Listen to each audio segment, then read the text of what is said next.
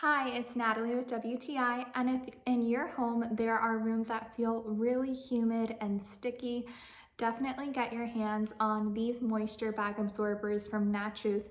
They do such a good job of collecting moisture in the air.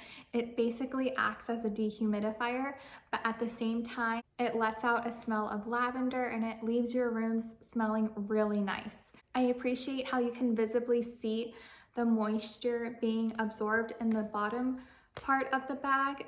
I've had one of my bags in a closet for about a month now, and it's collected a lot of water, and you can tell that it's such great quality because even though with the amount of water in it, it hasn't fallen off of the hanger.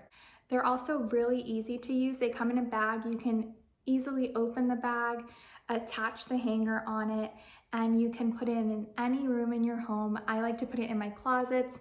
If I'm going on vacation, I like to put it inside of my bathroom. You can put it in the closet. It doesn't take up too much space, so that way you're still able to dehumidify your rooms. So if you want your home to smell amazing and not feel sticky with all that moisture in the air, definitely try NATRUTH's moisture bags. They're going to blow your mind. That's my point of view.